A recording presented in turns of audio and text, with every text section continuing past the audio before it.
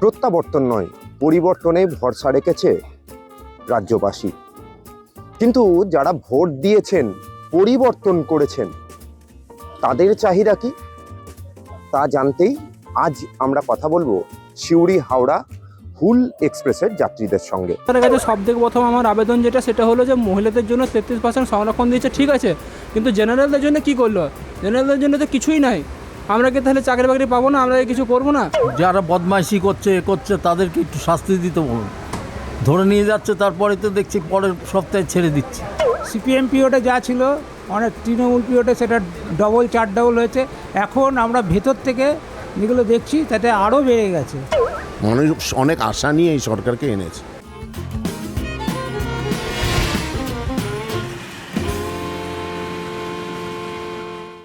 জীবনশীল ভালোভাবে শান্তিতে যেন থাকে, আমাদের এইটাই চাই আমরা। চাকরি বাকরি আর আরও যা সব ছেলেরা আছে তাদের হোক, আমাদের তো হয়ে গেছে, আমাদের তো বয়স হয়ে গেছে। এবারে আরও যারা আছে, যাদের ছেলেরা এরা, তাদের জন্য যেন চাকরি টাকরি হোক। গ্যাসের দামটা যেন কম করে, সবারই অসুবিধা হচ্ছে, তেলের দাম, গ্যাসের দাম, গাড়ি যাদের আছে চালাতেও পারছে না।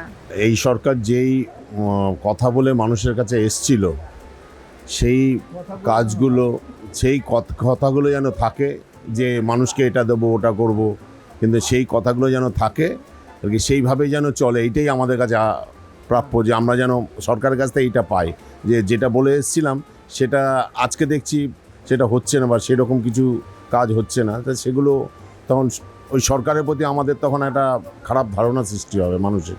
সেটাই আমরা চাই সবাই মিলে, যে সরকার যেন সঠিক যেই কথাগুলো বলে এসেছিলো, এই মহিলাদের এটা করব, পুরো স্কুল স্টুডেন্টদের এটা করব, এই করব, ইয়ংদের চাকরি বাকরির ব্যাপারে, সেগুলো যেন সর্বকালে হয়, এইটাই হলো ব্যাপার। মানুষ অনেক আশা নিয়ে এই সরকারকে এনেছে। নতুন সরকার এসেছে, এটা তো আমাদের জন্য অনেক ভালো সুখবর। আর আমাদের এই পশ্চিমবঙ্গ রাজ্য অনেক উন্নতি করবে, রাস্তাঘাট এসব জায়গাগুলো আছে। তারপরে আমরা যে এখানকার ইয়াং ছেলেরা আছে, যারা পড়াশোনা করেছে, যারা পাস করে নিয়েছে, অবশ্যই তারা চাকরি পাবে নতুন সরকারের মাধ্যম থেকে। কিন্তু এই তো শুরু সরকারটা পশ্চিমবাংলাতেই নেই, এ তো দিল্লি সরকারের সঙ্গে জড়িত রয়েছে, সেহেতু চাকরি দিতে কোনো অসুবিধা হবে না আমার মনে হয়। দেখুন, সরকার যেটা আছে সবার জন্য ভালো, সেই ব্যবস্থা যেন নাই। প্রথম কথা, রাস্তাগুলো একটু ধ্যান, আর এটা বলো যেটা করছো তোমরা অবশ্যই ঠিক করে করো, কিন্তু সঠিক সিদ্ধান্ত নাও, এটা আমার কাছে অনুরোধ। তার কাছে সব থেকে প্রথম আমার আবেদন যেটা সেটা হলো যে মহিলাদের জন্য 33% সংরক্ষণ দিয়েছে, ঠিক আছে, কিন্তু জেনারেলদের জন্য কি করলো? জেনারেলদের জন্য তো কিছুই নাই। আমরা কি তাহলে চাকরি বাকরি পাবো না? আমরা কিছু করবো না? যে কোনো জায়গাতে জেনারেল যতই যাই করুক, SC ST ওবিসিদের অগ্রাধিকার দেওয়া রয়েছে। তাহলে সেক্ষেত্রে আমাদের কী হবে? আমরা আজকে 10 বছর ধরে পড়াশোনা করে আমরা চাকরির জন্য ট্রেনে বাসে ধাক্কা খেয়ে ঘুরে বেড়াচ্ছি, তাহলে কি আমাদেরকে দেখার কি কোনো কিছু নাই?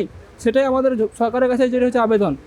জিনিসপত্রের দাম তো বেড়েই যাচ্ছে, মুদিখানা থেকে সব কিছু। ওগুলোকে একটা জায়গায় আনতে বলুন। যারা বদমাইশি করছে তাদেরকে একটু শাস্তি দিতে বলুন। ধরে নিয়ে যাচ্ছে, তারপরে তো দেখছি পরের সপ্তাহে ছেড়ে দিচ্ছে। সেইগুলো একটু দেখতে বলুন, প্রশাসনকে ভালো রাখতে বলুন। যে জেনারেশন ছেলেরা রয়েছে, দেখুন যে একটা বিষয়, যে কাস্ট, জেনারেল ওবিসি কাস্টে ধরুন, যে কোনো, যে আমরা ধরো এই আর্মি, কলকাতা পুলিশে পরীক্ষা দিচ্ছে, যে জেনারেল ব্যাপার ধরো একটু হাই, ঠিক আছে, জেনারেলদের, কিন্তু অন্য কাস্ট দিয়ে সেটা নিকম। এটা মানে এখন আর কি বলবো, জাতের আর কোনো না রাখাই ভালো, ঠিক আছে, এটাই আমার বলার আছে, যাতে সবাই সমান।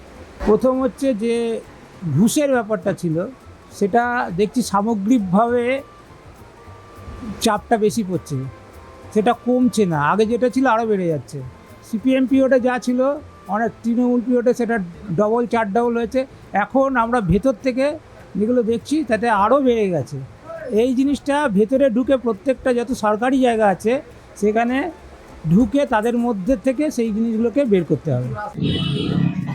ক্যামেরায় সৌমেন মালের সঙ্গে ঋতভাস চট্টোপাধ্যায়, এই সময় লাইভ, বীরভূম।